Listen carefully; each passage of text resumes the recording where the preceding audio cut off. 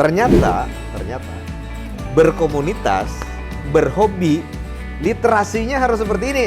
Sampean memilih komunitasnya, hobinya di bonsai. Tapi ternyata ketika beraktivitas di situ, literasinya harus cukup.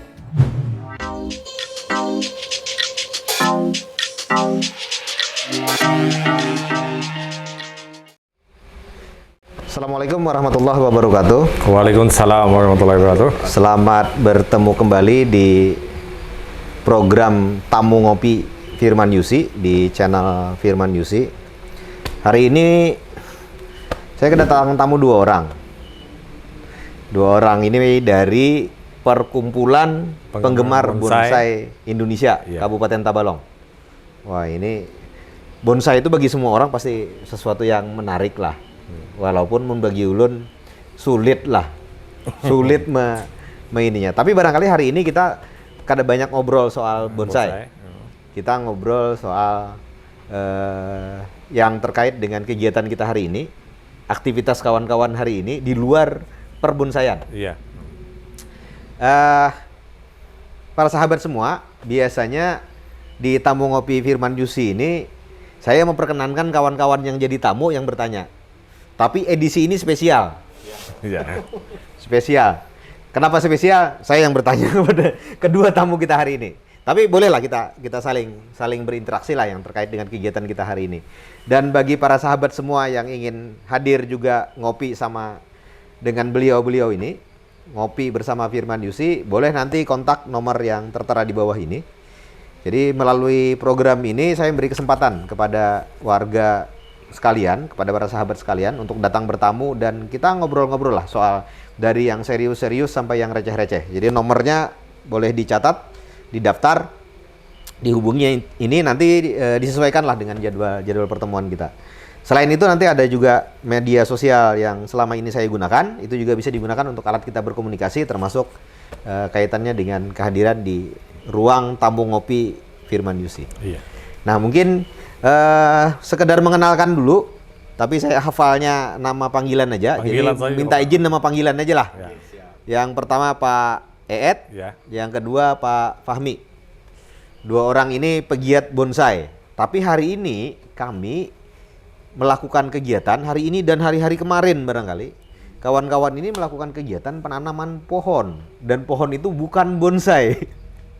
Bukan bonsai di sepanjang pinggir sungai Tabalong. Nah, ada satu pertanyaan dulu. Kenapa memilih sungai Tabalong?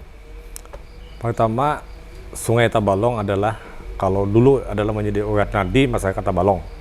Jadi kalau kita lihat dalam historinya itu bahwa sungai Tabalong ini adalah salah satu akses jalan untuk masuk ke Tabalong. Nah, kemudian karena perkembangan zaman, Pak Firman mungkin sungai Tabalong ini sudah mengalami perubahan. Memang faktor-faktornya itu tidak bisa mencari lah kesalahan-kesalahan orang itu. Tapi kami sebagai penggiat lingkungan yang tergabung dalam BBCA Tabalong ini, sungai Tabalong ini sangat perlu sekali untuk dicarikan, diselamatkan. Gitu. Jadi dengan tujuan itu maka kami mencari alternatif bagaimana peran dari PBB ini terhadap lingkungan itu. Oke. Jadi benar para sahabat sekalian, bagi yang lahirnya zaman wow ya, bukan zaman now. Iya. Kalau yang zaman now barangkali tidak sempat mengalami lah. Zaman wow itu termasuk saya lahirnya di zaman wow.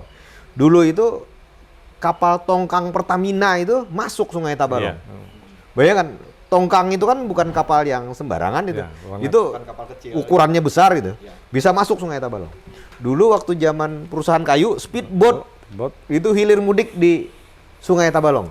Pasti kedalamannya nggak bisa sembarangan kalau speedboat, kapal tongkang, belum lagi pedagang-pedagang yang lewat jalur sungai. Tapi kondisinya sudah jauh berbeda sekarang. Nah, jadi beliau-beliau ini tadi sekali lagi tujuannya adalah ingin menyelamatkan Sungai Tabalong yang mungkin sudah jarang terlihat jernih lagi lah. Menyelamatkan Sungai Tabalong tadi lewat program menanam pohon. Pertanyaan berikutnya, apa hubungannya bonsai dengan menanam pohon? Yang non bonsai ini? Jadi pohon yang kami tanam dengan hobi yang kami lakukan itu ada hubungannya. Oke. Pertama hubungannya jelas sekali adalah orang bonsai suka menanam, Oke, betul. suka menanam pohon. Ah.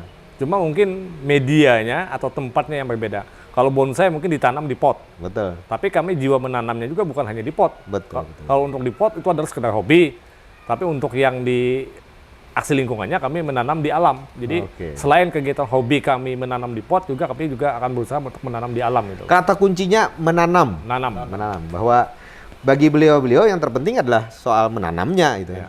Soal tempat dan teknik Tekniknya. itu hanya soal yang mana yang hobi, Iya. yang mana yang pengabdian. Ya. Jadi boleh dikatakan yang di pinggir sungai ini yang versi pengabdiannya, Pengabdiannya. yang di dalam pot itu versi Versi hobinya. Hobinya. Oke, menarik, menarik. Selama ini barangkali kita, bagi kami ya yang bukan penggemar Bonsai. bonsai, penggemar dalam artian kalau suka barangkali pastilah. Ya. Karena bonsai itu kan apalagi kalau sudah ditata sedemikian bagus itu cantik gitu, pasti suka lah. Tapi kan bukan pehobi, bukan orang yang melakukan secara langsung. Iya. Nah bagi kami selama ini yang kami lihat itu kan teman-teman pembonsai itu hanya menanam di situ dan melakukan itu. Iya. Nah ini hal baru barangkali bagi publik bahwa ternyata kata kuncinya adalah menanam. Yang terpenting adalah menanam. Menanam dulu. Hobinya di rumah, bonsai. Bonsai Pengabdiannya di alam. di alam. Sekarang yang dipilih adalah di sungai. Sungai. Karena mungkin sungai belum banyak yang Menanamnya, Pak. menanamnya. Jadi tadi kami ada diskusi sebentar ya dengan teman-teman KPH segala macam. Ternyata memang program untuk di sungai itu belum belum ada bahkan belum ada. di program Gerakan Revolusi Hijau misalnya punya pemerintah provinsi ternyata belum memperhatikan urusan sungai. Padahal Kalimantan Selatan itu Ciri khasnya adalah sungai. sejarahnya sangat terkait dengan Sungai.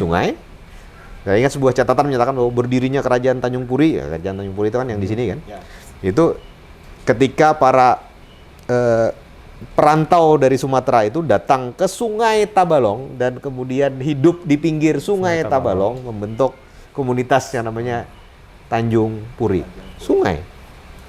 Jadi sejarah kita sangat terkait dengan sungai. Nah kemudian biar menjadi informasi bagi kawan-kawan yang menyaksikan kanal ini juga, itu pohonnya selama ini kan kalau kita mau nanam pohon, kegiatan nanam pohon yang penting ada pohonnya lah. Iya.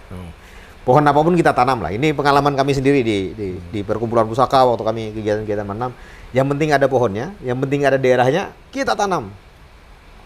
Karena prinsipnya tadi menanam. Cuma saya melihat di kegiatan sahabat-sahabat ini ternyata pohonnya itu spesifik. Pohon waru. Kenapa memilih waru?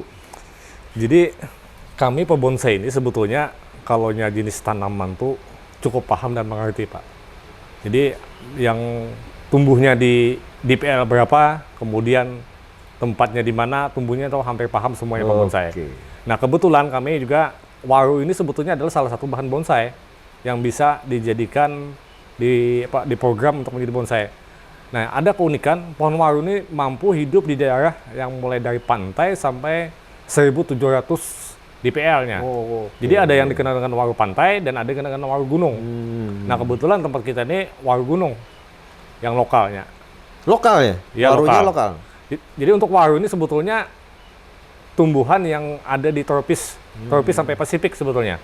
Nah kemudian di Indonesia ada waru lokal dan waru pantai. Sebenarnya di Jepang waru Jepang ada, waru Taiwan, waru India. Jadi daerah yang sekitar Pasifik dan tropis rata-rata itu ada tanaman ini. Nah kebetulan Tabalong ini mempunyai tanaman waru yang khas endemik gitu. Artinya di daerah pegunungan DPL-nya sekitar 200-300, tetapi tumbuhnya di daerah berawa air gitu. Berair. Iya. Maka jadi dipilihnya waru ini itu tidak terlepas dari karena ini penanaman di sungai, maka waru ini dijadikan alternatif untuk menahan erosi yang ada di tebing sungai. Wow. Jadi sorry, aku mencatatnya hal lain malah. Sorry. Mencatat dari apa yang sampean ceritakan tadi hal lain. Hal lainnya apa? Ternyata ternyata berkomunitas, berhobi, literasinya harus seperti ini. Ini yang paling penting sebenarnya, yang harus kita sampaikan kepada sahabat kita di luar sana. Bahwa berkomunitas itu, sampean memilih komunitasnya, hobinya di bonsai. Tapi ternyata ketika beraktivitas di situ, literasinya harus cukup. Apa yang saya bilang literasi tadi? Memilih tanaman, harus tahu ketinggian DPL-nya, tumbuh di mana saja, iklim yang seperti apa. Itu kan literasi itu. Iya. Literasi itu. Tanpa literasi itu, hobi ini barangkali Tidak akan jalan. nggak jalan. Jadi gini Pak Firman, tanaman itu tidak semua tanaman itu bisa ditanam di daerah lain. Misalnya tanaman yang berada di DPL 0 sampai 200. Itu kalau kita bawa tanaman itu ke menengah 700 sampai 1000, itu mungkin bisa hidup tapi tidak mau berbunga dan berbuah. Oke. Ada yang dari 700 bawa ke sampai DPL tinggi, namanya ada DPL rendah, menengah, dan DPL tinggi. Yang 1500 ke atas itu adalah DPL yang hanya jenis tanaman tertentu yang bisa mampu untuk berbuah kalau kita ambil dari tanaman yang DPL-nya rendah. Nah, pembonsai ini hafal betul, ini tanaman yang DPL-nya rendah, ini yang sedang, yang tinggi. Jadi tanaman bonsai itu termasuk yang waru tadi itu adalah tanaman yang bisa tumbuh sampai 1700. Artinya kalau menengah ke atas, tapi kalau sudah di atas 2000 mungkin DPL-nya tidak sanggup untuk waru itu. Nah, kebetulan Tabalong ini kan adanya cuma di 200-300 DPL-nya untuk wilayah Tabalong aja. Tanjung aja, ya, kecuali yang 300 ke atas itu wilayah yang di Jaruk ke atas sana. Ini sesuatu yang katakanlah bagi kami pelajaran bagi komunitas yang lain. Karena jujur aja kami bergaul dengan banyak komunitas. Tapi tidak semua komunitas literasinya itu memadai untuk terkait dengan komunitasnya sendiri. Iya. Ini kan tentu hobi, karena memang hobinya bukan hobi yang sembarangan juga. Karena bonsai ini bukan sesuatu yang sembarangan gitu. Langsung jadi enggak mungkin. Proses itu, Pak. Saya pernah bawa satu tanaman asam Jawa itu. Wah, mencoba-coba anak jadi bonsai kan jadi. Karena literasinya yang kurang gitu kan. Cuma nyoba aja, malah pohonnya tumbuh tinggi gitu. Malah tumbuh tinggi, nggak jadi bonsai. Iya. Sejak saat itu rendak lagi, nggak mau lagi aktif di bonsai gitu. Karena merasa gagal. Tapi ternyata catatannya yang penting tadi literasi. Kita kembali ke soal waru ini tadi. Iya. Ada contoh nggak bahwa waru itu ternyata sukses mengatasi problem di sungai? Jadi kalau sebetulnya tanaman waru ini di beberapa narasumber yang ada itu menjelaskan bahwa sebagai tanaman peneduh di pinggir jalan, di pantai, jadi ada abrasi sungai itu juga ditanam waru itu, namanya waru pantai. Nah, kemudian kami memilih ini di Tabalong sendiri itu ada sudah kawan yang pembonsai sendiri itu yang menanam waru di pinggir sungai, Pak. Yang tadinya 1 meter itu di rumahnya hampir longsor itu, kemudian ditanam waru dalam proses waktu beberapa tahun, ternyata tanaman waru itu mampu menahan erosi, bahkan yang tadinya 1 meter malah sampai bibir sungai itu menjauh sudah. Oke, sudah muncul endapan begitu endapan. Yang menyebabkan kemudian rumah itu sudah jauh dari sisi air. Ya, longsor tadi. Nah, ini satu hal yang menjadi catatan kita di diskusi tadi sore. Iya. Bahwa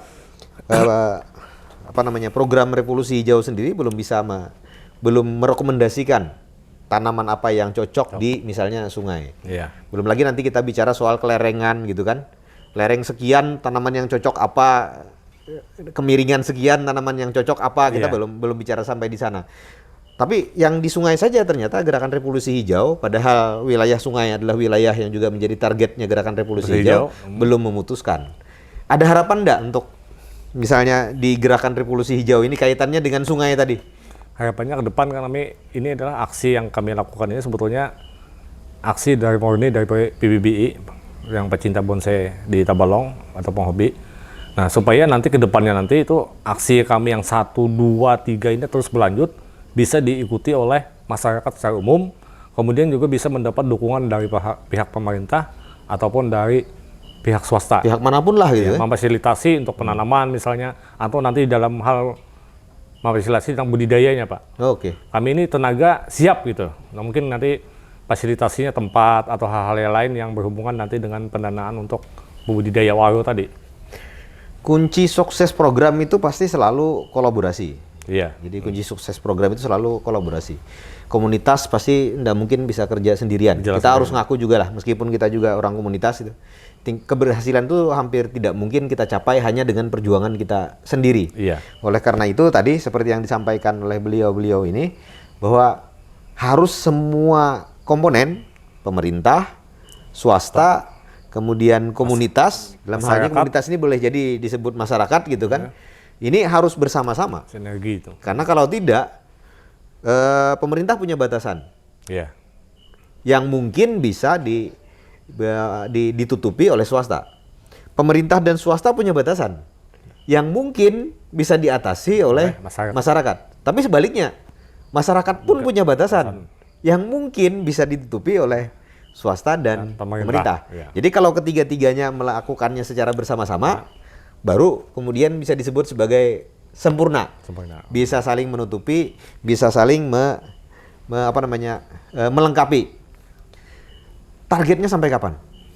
Untuk target kami ini, kalau bisa itu semua titik yang longsor di Sungai Tabalong itu terpenuhi, khususnya wilayah perkotaan, Marumpudak, Tanta, dan Tanjung Sender itu, Pak Iman. Karena yang paling parah memang di perkotaan ya? Ya, perkotaan. Yang terlihat paling parah. Tapi kalau sepanjang Sungai Tabalong, waduh itu berapa? Itu dari utara sampai selatan. Berapa puluh kilometer, Ya. Bahkan mungkin bisa sampai, dengan anak-anak sungainya bisa ratusan kilometer. Itu. Tapi optimis bahwa bisa. Optimis karena Optimis bahwa bisa. ya, untuk menanam ini kan kami ini pembonsai ini sebetulnya kalau bisa satu hari itu ada yang ditanam gitu. Oke. Jadi kalau penanaman yang aksi seperti penanaman di pinggir sungai atau dinanam di mana, kami ini siap sebetulnya kapan saja waktunya itu. Selama itu untuk kepentingan lingkungan. Oke, aku jadi ingat ada dua orang kawan yang menyampaikan hal yang mirip-mirip, serupa tapi sama itu. Yang salah satunya pegiat literasi.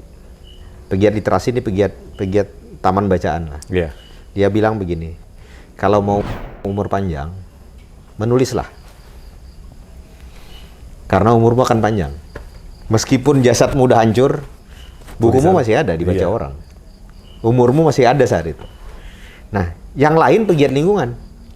Sama ternyata. Kalau mau umur panjang, menanamlah. Kenapa? Karena boleh jadi jasad kita udah hancur, pohon yang kita tanam masih memberi manfaat. Pada orang lain. Ya. Sama dengan tulisan tadi, masih memberi manfaat. Maka umur kita masih panjang sepanjang tulisan itu masih ada. Tulisan sepanjang pohon itu masih hidup. Ya. Makin banyak pohon yang kita tanam, makin lama umur kita bertahan. Yang kemudian ada juga teman-teman yang di Banjarmasin yang bikin gerakan namanya sedekah oksigen. Nanam pohon dengan niat, aku nanam pohon untuk bersedekah oksigen bagi yang memerlukan oksigen. Iya. Maka jadi amal yang pahala yang mengalir secara terus-menerus tanpa kita sadari selama pohon-pohon yang kita tanam itu terus-menerus menghasilkan oksigen. Jadi apa yang dilakukan oleh para sahabat ini sebenarnya boleh jadi dipandang sebagai sesuatu yang bukan sesuatu yang besar. Ya. Tapi sesungguhnya kalau kita bedah secara lebih dalam justru sesuatu yang sangat besar. Iya. Yang sangat besar. Ada pesan-pesan enggak untuk kawan-kawan yang lain? Pesan-pesannya ya untuk semua selain pembonsai yang kawan-kawan komunitas-komunitas lain itu kalau bisa juga ada aksi-aksi lingkungannya itu. Ya, aksi lingkungannya yang kalau tidak bisa di sungai, di jalan baik yang kebersihannya maupun penanaman pohon, teman. Jadi kalau masyarakat itu semua terlibat terhadap lingkungannya, jadi masalah lingkungan ini sebetulnya bukan masalah pemerintah saja yang menangani. Jadi kalau kami ini pembonsai ini jangan mencari siapa yang merusaknya dan jangan siapa yang bertanggung jawab membenahi ini. Nah, jadi kami punya pemikiran itu apa yang bisa kami lakukan. Mantap. Untuk lingkungan. Mantap. Kalau kita mencari yang merusak, mencari masalah, kita tidak akan pernah melakukan aksi seperti ini. Tidak selesai masalahnya. Iya. Kemudian menyalahkan orang lain, kenapa tidak pemerintah dan pihak swasta yang menangani? Tidak selesai Tidak masalahnya. selesai, yang melakukan aksinya yang ianya. Betul, saya sepakat. Aksi sekecil apapun, tapi ada aksi dengan kemampuan yang kita miliki, insya Allah dampaknya akan besar. Besar, gitu. Saya yakin beberapa tahun ke depan orang akan, kalau tanaman yang hari kemarin, hari ini ditanam oleh kawan-kawan di sepanjang Sungai Tabalong itu kemudian memperlihatkan hasil, Iya. maka orang akan mengenang apa yang dilakukan hari ini dengan apa yang dinikmati 1-2 tahun ke depan. Iya. Sekarang barangkali karena tidak semua orang sepakat bahwa yang baik itu baik, tidak semua orang. Kebaikan yang kita lakukan belum tentu menurut pandangan orang lain baik. Tidak semua orang menerima seperti itu. Tetapi suatu hari orang akan mengenang bahwa kawan-kawan tadi perkumpulan penggemar bonsai Indonesia memulai menanam di sepanjang pinggir sungai dan mungkin akan dirasakan manfaatnya 2-3 tahun ke depan. Iya. Saya kira itu ya hari ini tamu kita malam ini. Terima kasih banyak waktu yang diberikan. Mohon maaf nih kada banyak diberi kesempatan untuk bertanya karena tadi spesial, edisi spesial. Nggak apa-apa. Edisi spesial ini saya yang banyak bertanya gitu. Karena memang edisi spesial ini untuk mereka-mereka yang istimewa. Saya melihat apa yang dilakukan kawan-kawan ini adalah sebagai sesuatu yang istimewa. Ketika orang masih belum care soal sungai, kawan-kawan bicara sungai. Ketika bahkan gerakan revolusi hijau belum menemukan tanaman yang cocok untuk di pinggir sungai, kawan-kawan sudah tidak sekedar merekomendasikan, tapi merekomendasikan sekaligus memulai menanamnya di pinggir sungai.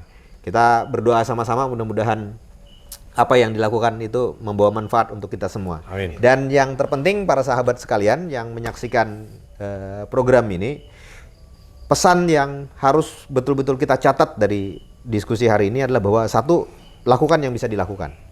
Terhadap lingkungan, berhenti saling menyalahkan. Tetapi lakukan yang bisa kita lakukan. Ambil peran sebisa kita mengambil peran.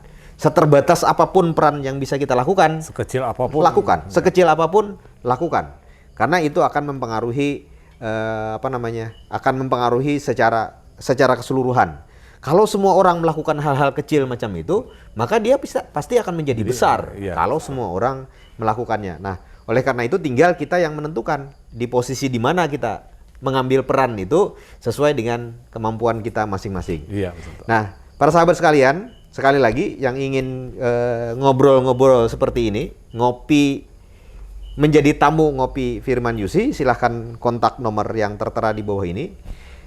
Saya sebagai anggota DPRD Provinsi Kalimantan Selatan juga selama ini membuka komunikasi dengan para sahabat sekalian melalui media sosial yang saya miliki. Jadi silakan, media sosialnya juga tertera di bawah, ada di Facebook, ada di Instagram. Jangan lupa untuk men-subscribe dan me-like kanal ini, agar kemudian kalau ada orang-orang istimewa lain yang kami undang, agar kalau ada teman-teman lain yang ngobrol di ruang ini, para sahabat sekalian bisa menyimaknya. Setidaknya kalau ada pertanyaan, kalau ada aspirasi, kalau ada usulan atau apapun yang disampaikan dalam forum ini, warga masyarakat lain bisa melihat bahwa yang datang adalah mewakili sebagian dari mereka. Teman-teman hari ini yang datang ini mewakili sebagian dari mereka yang peduli. Di luar sana barangkali masih banyak yang peduli, tapi yang datang hari ini adalah mewakili mereka yang peduli. Saya kira itu pertemuan kita pada kesempatan kali ini. Sampai bertemu kembali di program yang sama di waktu yang akan datang dengan tamu yang berbeda. Jangan lupa kita ngopi dulu sebelum kita mengakhirinya. Salah hilaf, mohon maaf. Wabillahi taufik wal hidayah. Assalamualaikum warahmatullahi wabarakatuh. Waalaikumsalam warahmatullahi wabarakatuh. Ngopi.